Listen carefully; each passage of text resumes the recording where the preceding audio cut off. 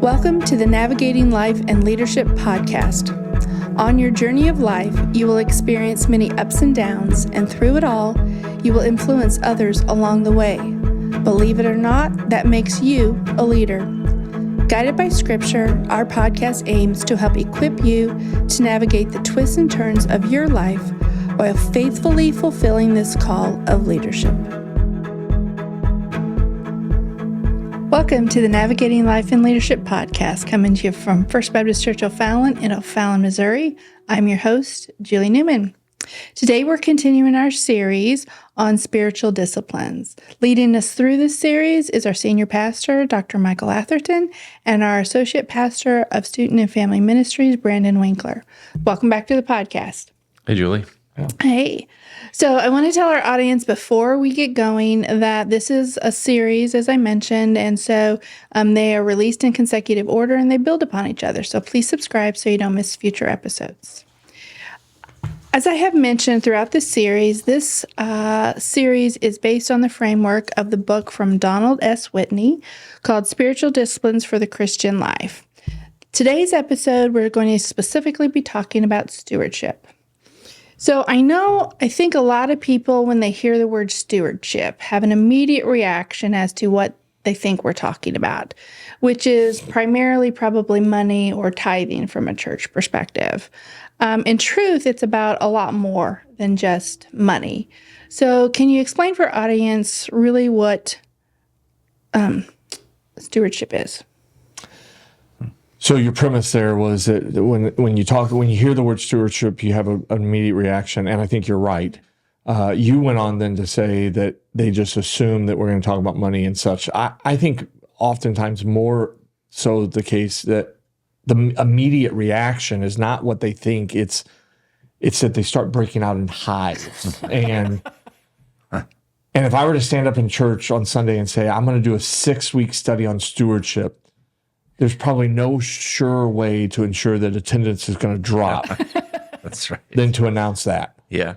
Because most of us just don't like talking about stewardship. Right. I actually think that there are probably few topics in the scriptures that we can study and few disciplines that we can lean into that help us more in our Christian life than the discussion of stewardship. So as an example, when we talk about stewardship, you're right. We're talking about how we relate to money, but not just money, material possessions. And then you could go then further and say, what is a material possession? Well, on some level, it's our stuff. But I think it's also then, how do I relate with other resources in my life? Resources like my time. Time is a resource. My talent and my skill sets in life, my passion in life. How do I relate with that? How do I relate with and engage with money, with things, with attitude, people, whatever the case may be? So when I think about stewardship, I think about stewardship in terms of, and I ran across a definition once upon a time that said that, and so I need to give credit for this, but I don't know to whom I'm giving credit to, but it's not me. Whoever it is, and I'm confident it's not Brandon as well. For sure. Stewardship is managing all of God's resources, because everything belongs to God. Mm-hmm. Managing all of God's resources for His glory and for man's good, and so all of those resources: money, material possession, talent, time, treasure, calendar. Whatever the case is, that's how I would define it. How would you? Is that? I don't know that I would add anything. That was a pretty perfect explanation. If there was anything that was perfect, that would be it. Yeah, right there. That really is. That's good. Everything you've got, give it back to God. Okay, so let's dive into that a little bit more specifically. So as we talk, you mentioned all resources, right? So within the book, I noticed that, one of the alliterations that I've also heard is treasures, time, and talent. Sure. So you mentioned kind of the treasures, which is we think a lot about the money aspect. But first, Whitney identifies and focuses primarily on time first. Mm-hmm. And I will say that was a bit of a surprise to me when I read the book. And it was even maybe a little bit convicting because I don't know that I had really put a lot of thought into time being something that I need to be a good steward of. So please talk to us a little bit about the stewardship of time, why is that important? So just talk a little bit about that. Well, time is limited, right? We're only given so much per day. And then as you look at our entire life, it's but a blip, right? Yeah. It's very minute when you begin to look at the entire amount of time that the earth has existed or will exist, So the little bit that we're given, we need to make much of. Mm-hmm. And, when we talk about giving time to the Lord or being good stewards of our time, my mind often tracks back to, the first fruits of that, the first parts of my time should be given to the Lord in the sense that I'm spending time with Him. Mm-hmm. So when folks ask, well, when should I get in God's Word? What's the best time of the day? My response to that normally is the first part of your day, because make that the priority, right? I think when we talk about time, we could talk about laziness. We could talk about wastefulness, just the things we waste our time on. A lot of people use that as like a crutch to not do things that they could be doing or responsibilities. Well, I just don't have time. Right. Then go look at your phone and let your phone tell you how much time you're spending scrolling your phone, because your phone will tell you how much time you're on it. You would be amazed at how much time you waste just playing games or scrolling social media. If you had to guess, how much time a day are you on your phone? Like I haven't gone back and looked at my checker for a while. I don't know that I'd want to look, but it's if probably you were just guessing, upwards of, combined a couple hours, maybe minimum. Right. I'm probably no. I think you're probably right. I would say the same thing. And in fairness, sometimes it's email checking and work related and things like that. But yeah, I agree with you. I know I waste time on that, which I should also ask the question. Here recently, I was playing Royal Match. Oh yeah, on my phone. Yeah, that's a good one. And I noticed that you're making some advances in that game. I noticed. Oh, am I? You had a profile on there, and I saw that you were making some advances. So I've done well. Yeah, I'd like for you to. When I'm in the airport, I was crushing it in the airport on a trip. I'd like for you to be in the office more. Yeah. Than the Royal Match. Sure. I digress. I don't think I've played that game in a while, at least the last week or two. But no, you were on a leaderboard. I was really impressed. That's the only leaderboard I've ever been on in my life. I'm impressed. Great. It is so important on that because when we think about stewardship, Julie, sometimes we convolute as a people. We convolute the difference of stewardship and tithing. Mm-hmm. And I've heard preachers say, in fact, I might have been guilty early in the years of making the same sentiment that we need to tithe our time, we need to tithe our money, and we need to tithe. That's not the biblical concept here. God is not asking for a tenth of our time, right? That's not what stewardship is. Stewardship is using all of God's resources. Every day I'm given, every moment that I have belongs to Him. Mm-hmm. Or let me even step back a little bit further into just a foundational principle of Psalm 24. Everything in the earth belongs to the Lord. Everything. Time, possession, everything. It all belongs to Him. And His objective for us is that we don't tithe back to Him, recognizing you get a tenth of my money, you get a tenth of my time, you get a tenth of my effort, and the other 90% I can do with what I want. That's not, that might describe tithing, but that doesn't describe stewardship. Mm-hmm. Stewardship is you utilize all of this for God's glory and for man's good. So very literally, I'm looking at my time and I'm saying, okay, how do I use my time all 24 hours this day to honor God and to better His creation? I'm honoring God on some level or another when I get good rest, right? Mm-hmm. I can't be the best me if I'm not resting well. And God expects me to rest, Sabbath rest, but He also expects me to get a good night's rest. so that I'm sharp and I'm ready to go for the day. And then from there, I'm using my time, whether it's a conversation with somebody, whether it's working hard and studying in the office, whether it's ministering in a hospital or doing a funeral or whatever the case may be. When I'm at my kid's ball game, am I using that time wisely? Investing in my family? Yes. Talking to the people around me for a ministry kingdom purpose? Yes. I'm using my time. Am I using my time to yell at the referees? Yes. That's not why. Yes, yes, I have. But that's not wise use of my time, right? My better use. So I'm using all of that for God's glory and for man's betterment. Let's go to the tithing one. Sure. You said, and I agree with you. That's really the one in Scripture we see a tenth, right? That's the kind of the instruction that we're given from the Lord. But we don't want to get into the mindset of I give the tenth and then the rest, that 90%, I can go and spend it and do with it however I want. Yeah. I think a big part of that is taking what's left and making sure how you're spending it is wise and you're not being wasteful. Even after you've given, I've given my tithe, we still need to be mindful of how we're spending the rest of our money, whether it be groceries or bills. And it's silly to go out and buy ridiculous things you don't need and being wasteful with your money. And I think we can't get into the mindset of, well, I've given my money and now it's the rest of it's mine, so I can do whatever I want. And it's easy to get into that kind of that mindset of I've done my duty.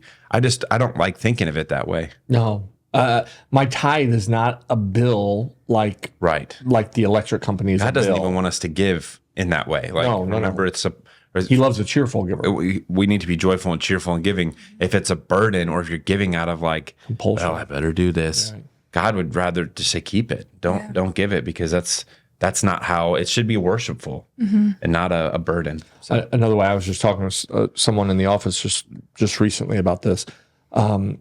We need to tithe more than God needs us to tithe. oh yeah. Right? Yeah. I mean, it's a discipline we need to develop for our benefit, not for the Lord's.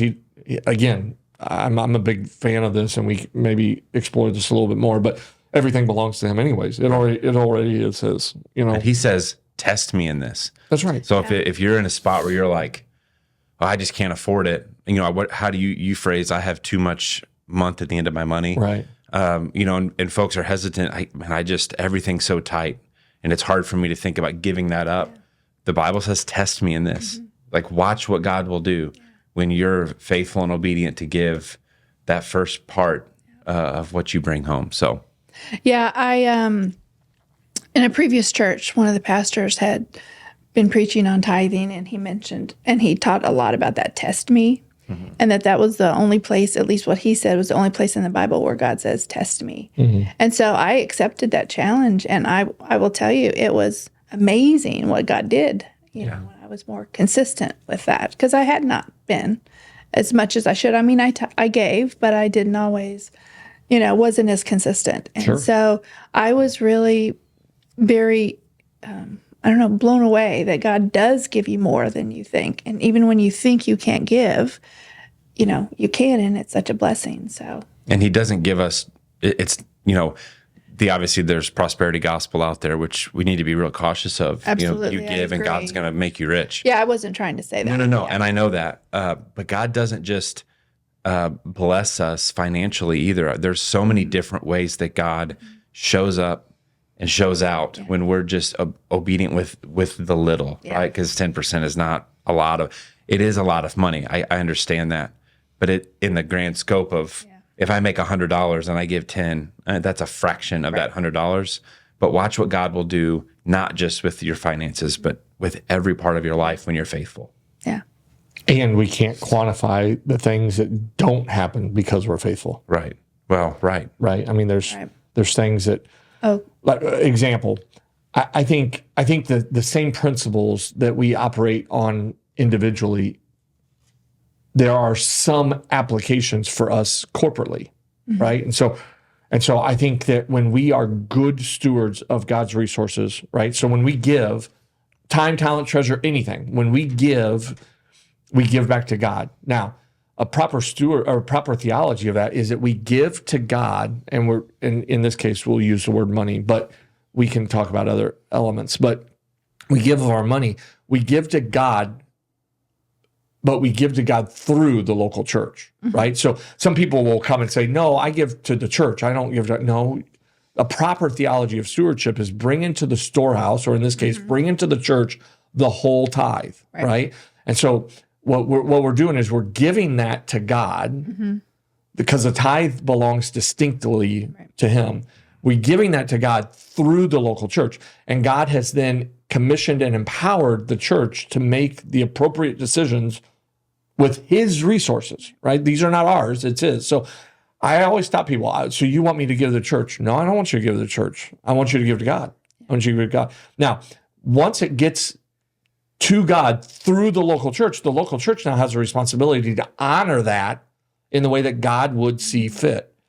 And I think that when we as a corporate body honor Him with those resources, sometimes we see those blessings tangibly. And you've kind of mentioned those. But then I think about things like when the air conditioning people walk around this place and they tell us, hey, just a heads up, that unit is a 20-year unit, but you're going on year 34. I think those are the blessings that come from the corporate body being faithful. Yeah. God takes a 20-year unit and we get infinitely more life out of it. Yeah. That could have gone bad 14 years ago. Think of the number of times that God preserved His people. And we don't see those as the blessings. We see a tangible blessing that comes in, but what about all the things that God prevents us from having to experience? Yeah. We can't necessarily quantify that because we don't know what we don't know. Yeah. But that happens. Sure.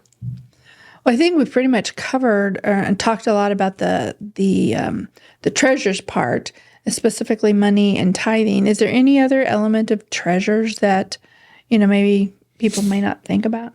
Well, yeah. I mean, last week we had this snowstorm that showed up around St. Louis area, and so I got my snowblower. Man, I can shoot snow across my neighborhood. I mean, this thing is a blessing. Yeah. Big blessing. So I go outside and I start throwing snow everywhere, all over the place. And when the snow plows come, you know how they pile up at the end of your driveway? Oh, yeah. Go bring your best, because when they pile it up, I just take it and shove it right back out in the street, So Yeah. I love it. I love this snowblower. That snowblower isn't mine. It's the Lord's.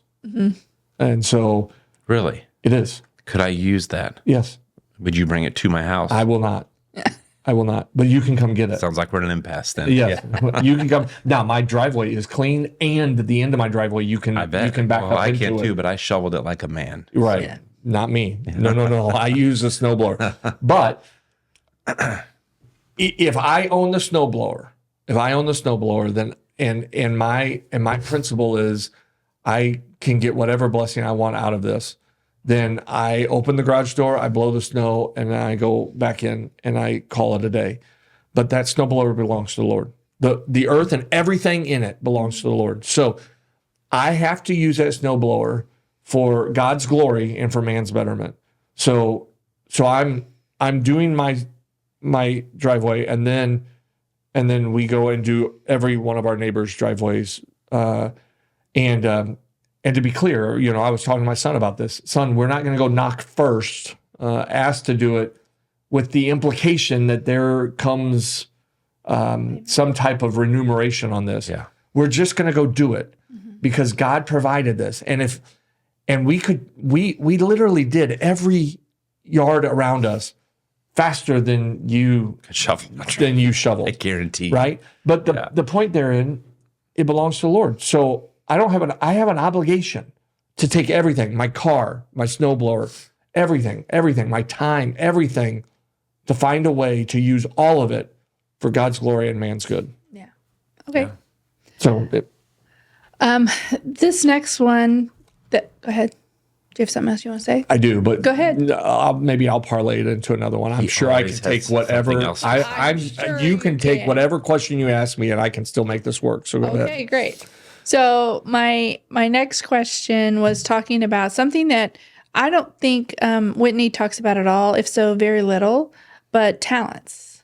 So last week in our podcast, we talked a lot about service. So talents, I would think, kind of align with that, but this is about stewardship of talents. So what are your thoughts on that? Know what you're good at. I mean, and it could be anything. So if you like to write, if you are a musician, if you like to play music, if you like to listen to music, which listening to music is probably not a talent, but playing music, singing, acting, anything that God has given you the ability to do, use it to bring glory to Him. And we could talk about that for hours. I mean, in so many different examples. Okay. So. Yeah, I'll never forget I was pastoring in Colorado at the time, and we had a teacher in the church who had won various accolades and various things in their teaching. And I went to them one day and said, "Hey, congratulations! I saw on social media or whatever that you won this award or whatever." And I said, it just dawned on me. Here we have a world-renowned teacher in our midst, but you're not teaching a church. Like we got to get you plugged in. So we've got 2 or 3 vacancies. Can we sign you up? And her response to me was, "Mike, I'd love to do that. And yeah, I'll figure it out." But she says, "I just have been extremely hesitant to do it because I teach all week long. I don't want to come on Sundays and teach." And I thought to myself, that is woefully backwards. Like our talents are for God's glory and man's betterment, just alongside of any other resource. And here you are saying, "I'll go do it out there, but I'm not gonna offer it back to the Lord in service to His church." I don't. That doesn't compute with me. Everything we do. So, kind of in the case with the previous question in relationship to treasures, but I would also argue that this applies to talent as well.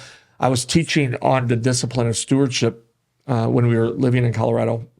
I was preaching. It was a 7-week series on stewardship, and we would get in the car on the way home, and we would have conversations about, okay, in light of what I was teaching, what does this mean for our family? And we were doing that in order to help our kids start to connect.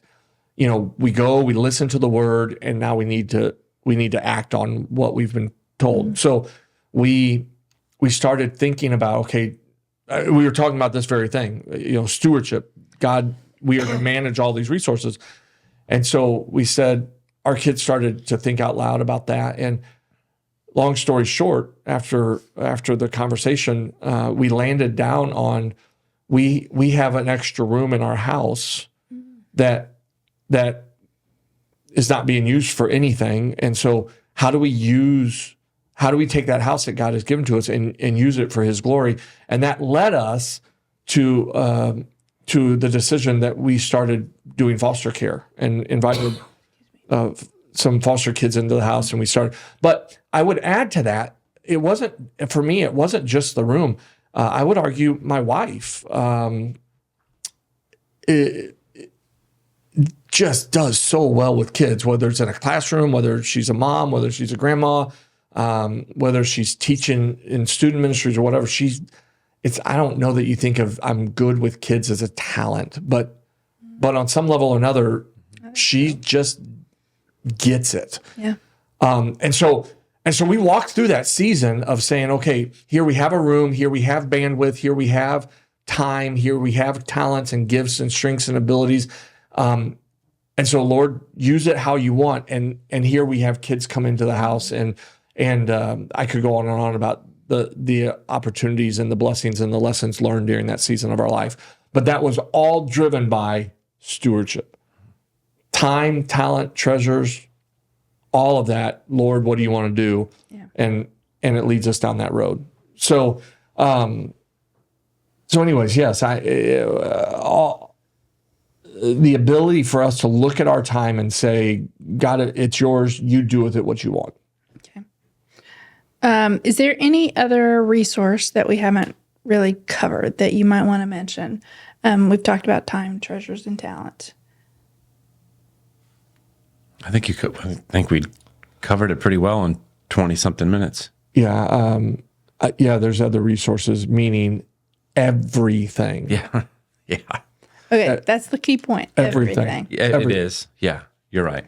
Attitude. Everything you've got. If you want to look at it, attitude, you want to look at it through the lens of the big three. But everything I have, I own nothing. Whose church is it? It's God's church. Whose youth group is it?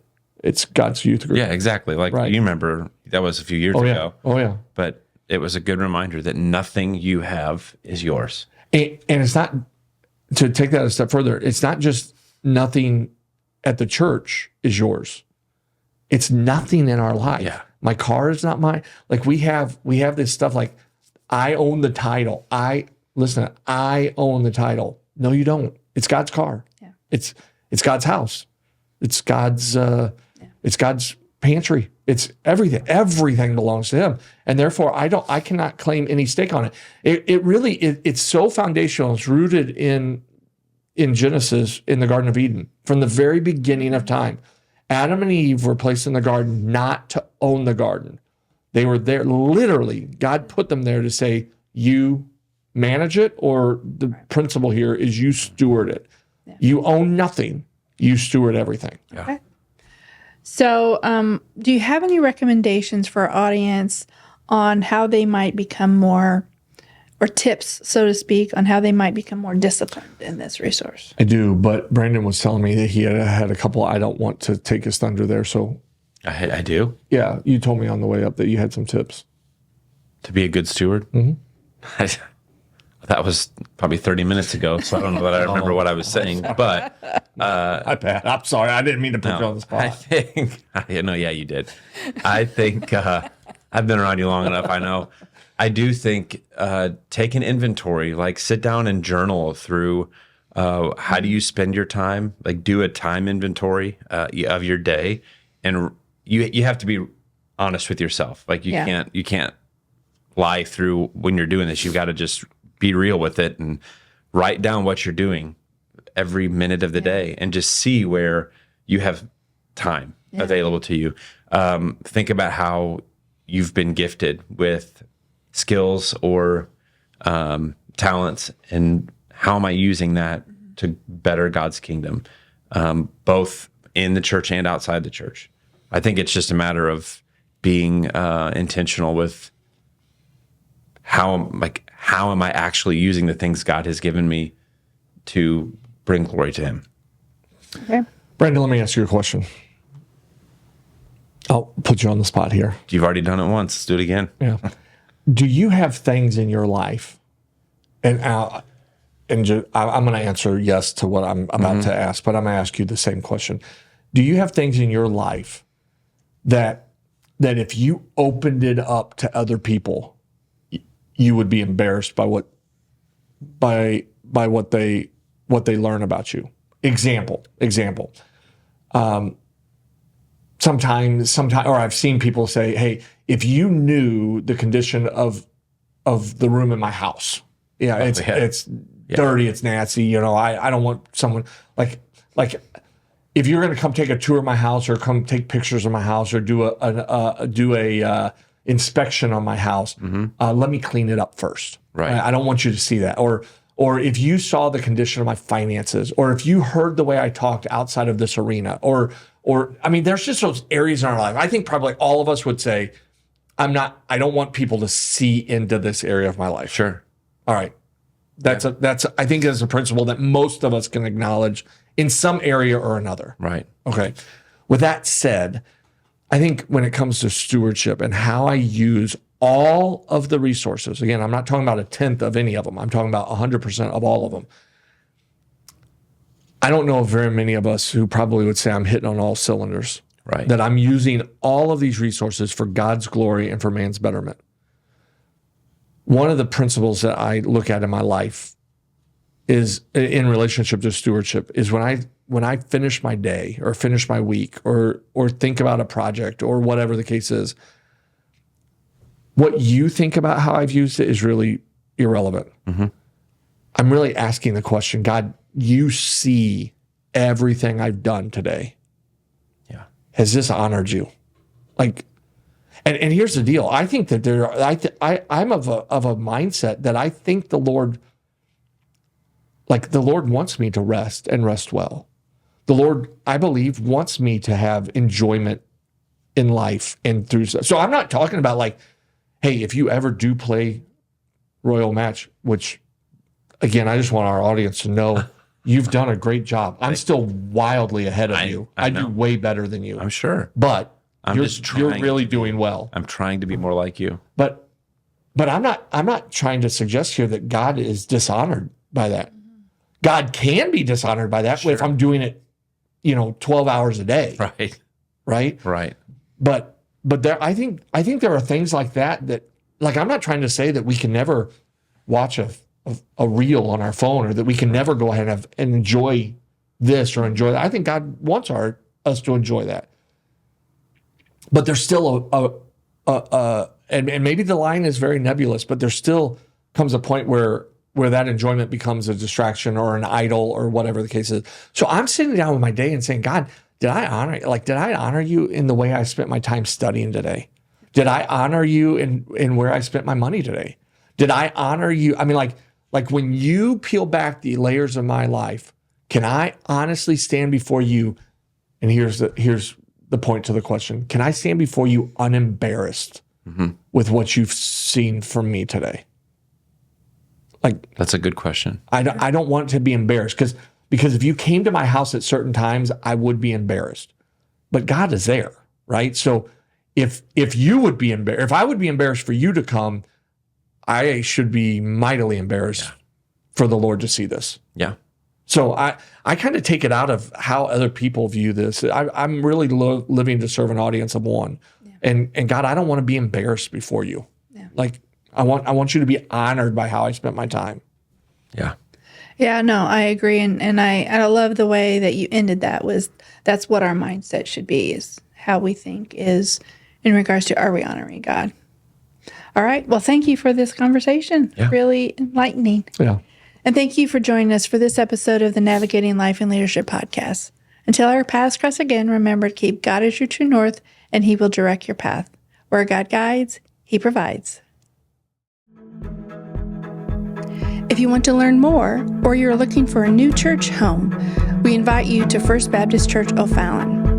Information is available on our website at www.firstofallon.com, or you can contact us directly by emailing leadership@firstofallon.com. Be sure to subscribe to our podcast so you won't miss future episodes.